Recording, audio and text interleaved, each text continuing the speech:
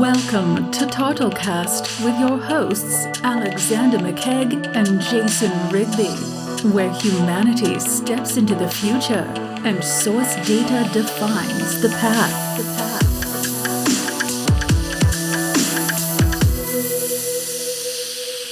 Everybody loves gold. Gold. I got a gold tooth. Yes. You have a gold tooth. You do. I Yeah. love my gold tooth. Pick So- your mic up. You're like hunched. I'm hunched over. Yeah. It's like your energy's just off. Must be nice, Alex. I read a thing. Just a quick side note, because we like side notes. Yes. I read a thing on posture, and Oh, it is. Yeah, it's very important. but this is interesting. Is that how a person carries themselves with facial expressions, their eyes, how they make eye contact, the gait of their walk, okay, and the pace of how they speak tells you how they have evolved consciously. Oh, that's interesting. Their grasp on who they are and how they understand the world and how they think are mirrored with actually how they carry themselves in the physical. So having long knuckle dragger arms and walking around like an ape. Jason, yeah, crayon. Yeah. You put the crayons down. Exactly. So that shows you my level of consciousness. It was interesting, but it's how you carry yourself, right? Not in like a pretentious way, but a sense of, surety and respect for the other. And it was interesting to say that the physical was a reflection of how we feel inside. Yeah. Oh, it is. I could imagine. Internally. Yeah. It was cool to read that in a reinforced standpoint. Yeah. Yeah. So now I need to. There you go. Yeah. Sit up. Lean with it, rock with it. Lean with a rock. Okay. So data is worth its weight in gold. You bet it is. I want to talk about this because 72% of IT decision makers in the US and UK are relying on data to make more business decisions. Yeah. And one of the obvious, God, it's just so we talked about the obvious, right? It's obvious to us. And it's like, why was this not obvious to you? Information is information. Yes. And now you're saying you want to rely on more information now to make your decisions?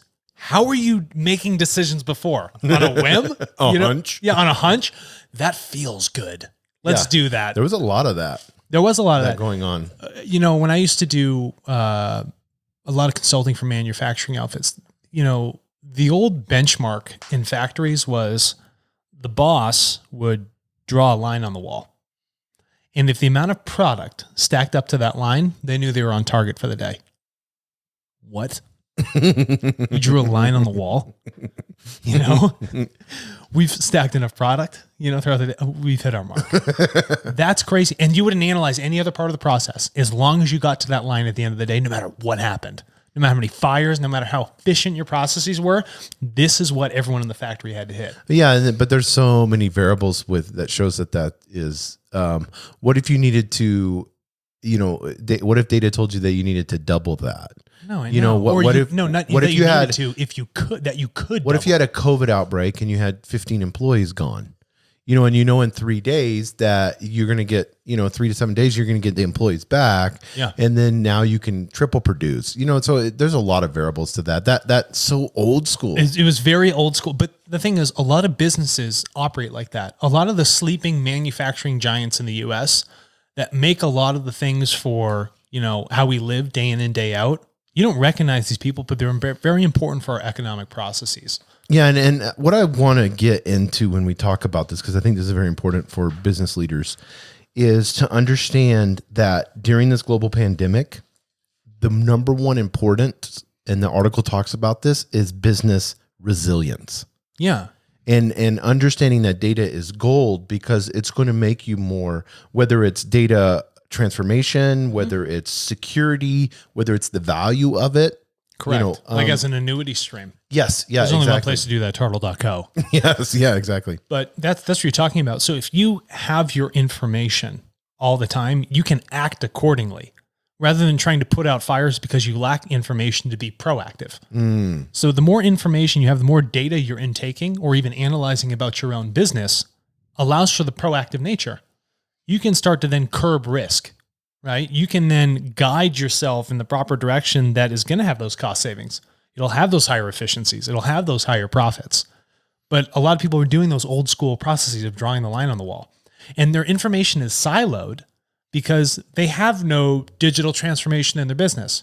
They don't have sensors. They don't have proper systems to, record what employees are doing, or even for the employee to record what they're doing, right? It's all pen and paper still. Yes.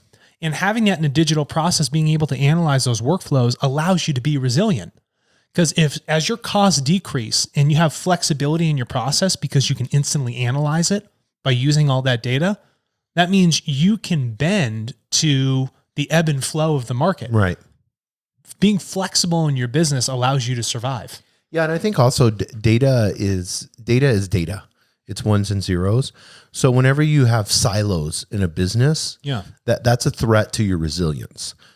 So, and people are very reluctant to give out information voluntarily, whether it may be in a meeting or anything. So if you're the CEO, CFO, CTO, whatever you are, and you're wanting to get accurate information and present that and not worry about the silos and how that they're looking at it, or, I used to tell this colonel in the Marine Corps, I was like, everybody, it's so funny when you walk around into different parts of the organization, how people, how they tell you a story.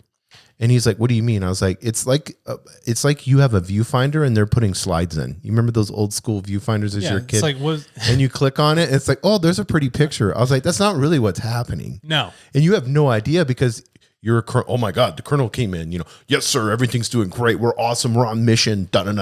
Yeah. And I think high level data allows you to move past all of that. And if you know how to use data, that's why data is gold, then it's going to show you the true, if you have your data stack right, it'll show you the true ability for your business to withstand any type of epidemic, pandemic, whatever it may outside of any emotional response you might have. Yes. The data is very raw and objective. Mm-hmm.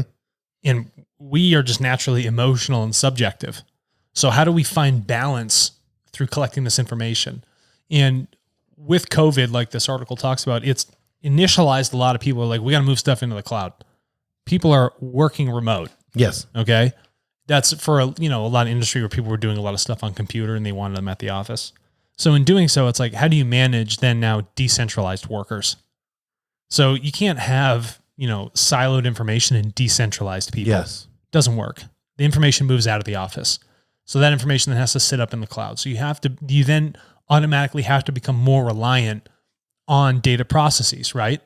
And collecting data. And that's only going to happen if you say, I want to digitally transform my business. I want to be more forward-looking. That's when it becomes that priority. And in doing so, a secondary effect is that you become more resilient. Yes. You've decentralized your business and your processes. Decentralization is always more resilient. Mm-hmm. The United States does not keep all of its nukes in one area. For a reason. For a reason, right? That would be foolish. There's a reason we don't want to put all of our nuclear power plants in the same state and then channel the stuff out. You have to decentralize those systems. That's proper risk management. It allows for that flexibility. If one goes down, something else can support it. Right. Right? Same thing with your workers or the processes within your business. That's why that data is so important to analyze. That's why it is worth its weight in gold, because the value of your business is dependent on the quality of the information you have. Yes, exactly. Whether it's the information you have in-house or information you acquire outside of it. Yeah, and I thought this was interesting, the article, and you could speak to this for Tartle.co. They surveyed 700 IT decision makers and found, we talked about COVID, but this was really interesting. The number one role of data for business impact is optimizing customer experience. So that was what they thought number one was. Yeah. I'm going to have you speak to that. But this is really what concerned me and how we can cut through the noise with this. They said, however, 41%, so these 700 IT decision makers, 41% of them said that data they collect is not, get these words, this is very important, readily available or accessible when needed for decision making.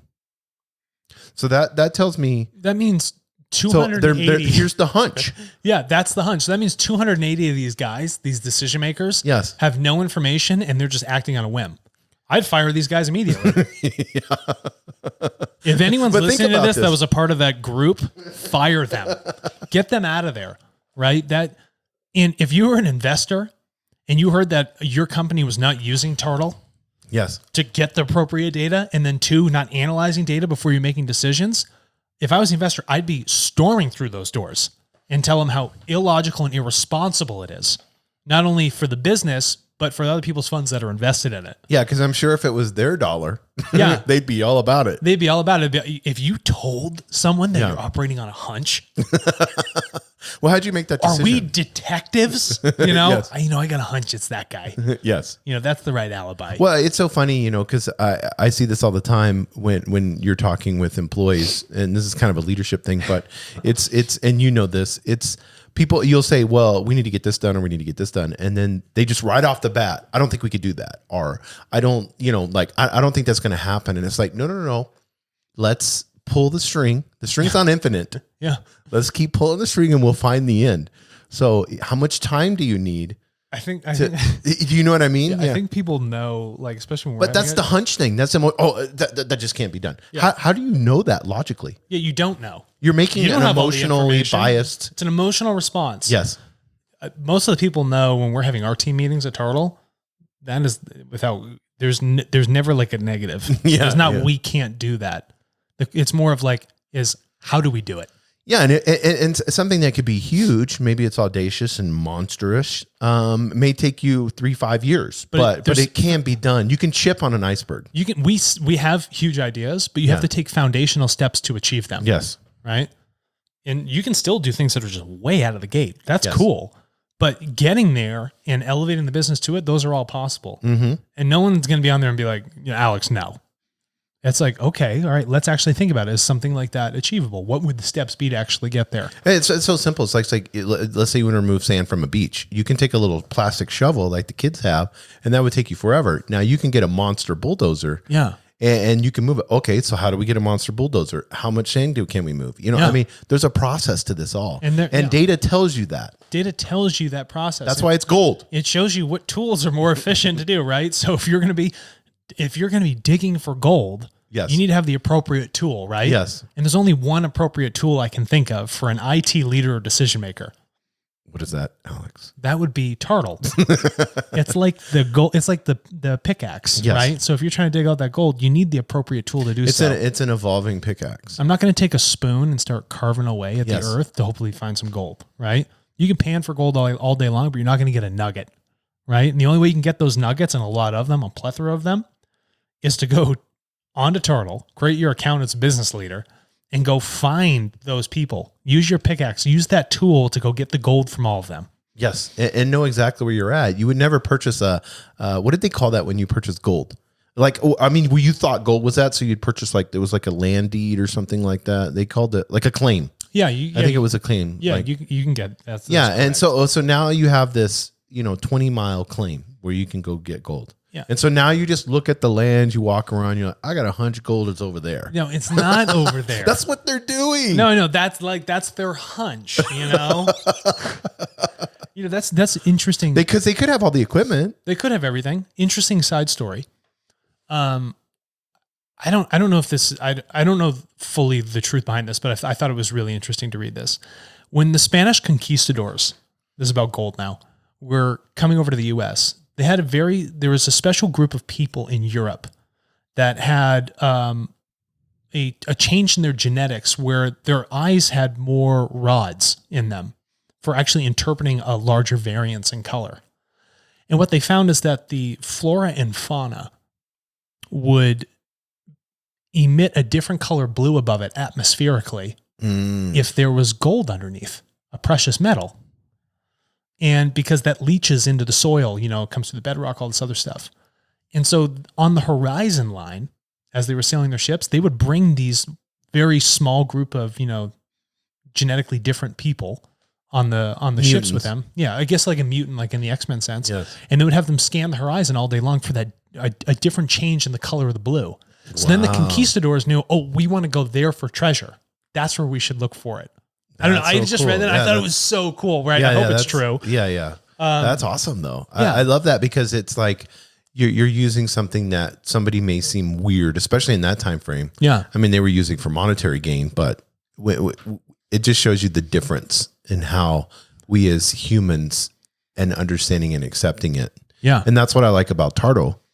And we'll transition into that, is because we value humanity. We value humans. We value for a human for being and acting like a human being. You're not a 1 and a 0. No. So when you sell your data or you purchase data, you have to understand with that purchase or with you selling at, there's a whole process behind the system. Yeah. That it is constantly looking as valuing humanity, that this person, there's a person on the other side generating something. Yes. This is a living human being. Yes. It's not the IRS charging you taxes. They don't care who you are. Right. Right. Your interaction, this interplay in the marketplace is between entity and entity, right? It's not between, some autonomous computerized brick and another one. Yep. Which is like 85% of stock market trades. Yeah. That's what now it is. Yeah. And, so that's something that you need to remind yourself of. So if you're looking for that gold, your reliance is on the gold of people. Mm-hmm. People are gold, and understanding how to communicate with them directly and achieve the proper data for you to make effective decisions without being on a hunch, that's going to save your business. And it may save some of your relationships too, not operating on a hunch, Exactly. Getting down to a more truthful, level, something that's a little bit more objective. And, if you're moving to cloud migration with your business on this digital transformation, well, that opens up the availability of processing power and the amount of data you can take in. Well, you need to look to new avenues then to get more of that data, because that's going to help you with making those effective decisions. And one of those avenues is to go to tartle.co as a business and see what that is. Or even reverse the thing. It's like, well, how do we create a new annuity stream for us as a business? Can we sell our information? Sure, you can. Because it's a tool. The tool, anybody can use it. And you just got to show you how you want to get your most amount of value out of it. Are you going to put more hours into pickaxing through a rock to get your gold nuggets, or are you going to put in half the amount of time? Yes. It's all dependent on you. You need to be responsible for that. Yeah. And I think that's the key word, responsible. Responsible. And we need to be responsible with our data, how we purchase it, right? And how we sell it. Yep. Awesome. Very good. Thanks. Yep. Close it out. Close.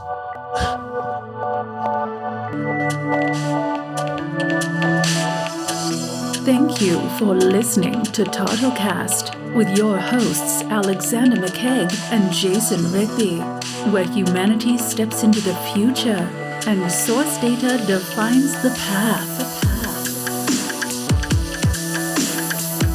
What's your data worth?